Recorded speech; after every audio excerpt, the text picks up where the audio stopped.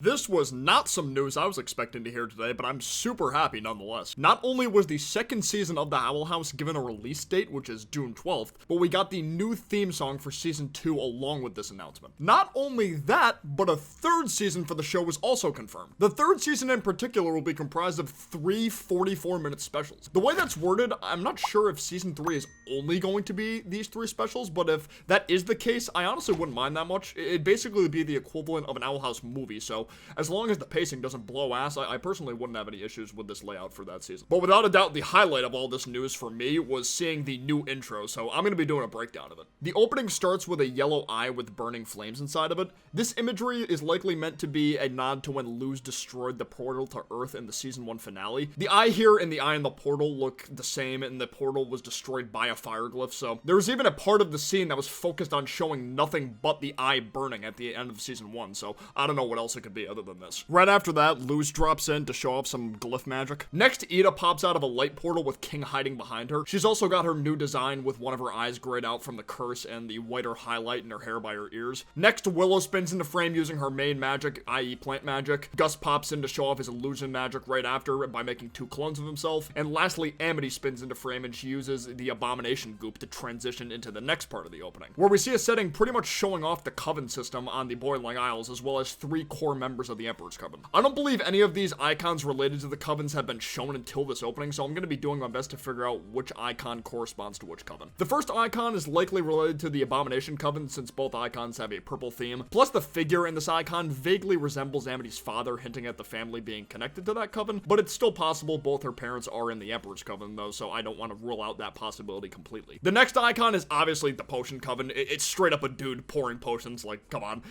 And the icon here and the main glyph for the Potion Coven are both yellow. Next up is the Illusion Coven. Both the icon here and the main glyph from the Illusion Coven have mirrors and both have cyan color schemes. I'm gonna assume this next one is the Construction Coven. You know, even though this icon from the intro doesn't really have anything resembling construction, it's just a guy with a beard, it has a brown color scheme just like the glyph from the Construction Coven, so I'm just kind of doing process of an elimination with this one. Fifth icon is the Plant Coven. You know, it's a figure that looks like it has shrubs for hair and it's green themed just like the glyph from the Plant Coven. After that, it's the Beastkeeping Coven, both orange themed, containing a pig/boar. After that is probably the Bard Coven. You know, the shade of red in the glyph from the Bard roughly matches this icon. And the glyph itself is a lyre with this new icon containing music notes, so I think this is a safe assumption. Icon number 8 is the Healing Coven. The Healing Coven glyph is blue just like this icon, plus the figure in the icon has bandages on its hands, which matches the glyph being a hand with bandages. And last but not least, the final icon represents the Oracle Coven. Now for the Emperor Coven members, from left to right,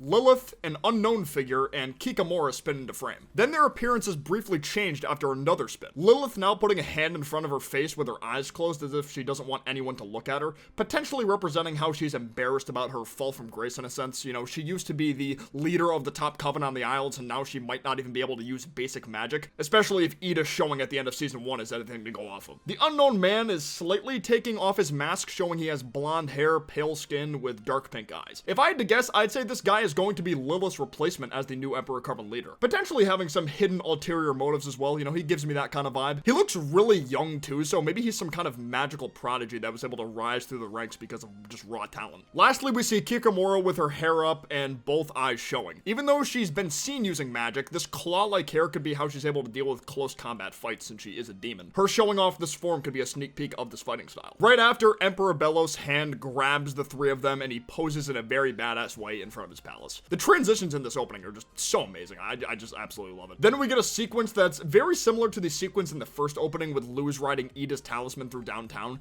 This time, Luz passes by Tiny Nose, Gus and Willow, and some conformatorium guards before picking up Ida and King. And the lighting makes it seem like it's happening during the evening time rather than daytime like in the first opening. Once they reach their higher height, they're chased by the same monster that Belos summoned in his fight with Luz. The opening ends with Luz, Ida, and King standing on top of the Owl House with Luz sending a glyph she made to the sky. I'm actually so excited for this season, you have no idea. I haven't done a whole lot of Owl House content on my channel yet, but I definitely plan to do more once the second season starts. If you haven't watched the show yet, I highly recommend you do so. It's on par with Amphibia for me in terms of enjoyability, so anybody who has watched my Amphibia content, I feel like you'll like the Owl House too if you haven't watched that show yet. But if you enjoyed this video, be sure to leave a like down below. It helps me out a lot. But for now, I will see you guys next time. Peace out. Take care.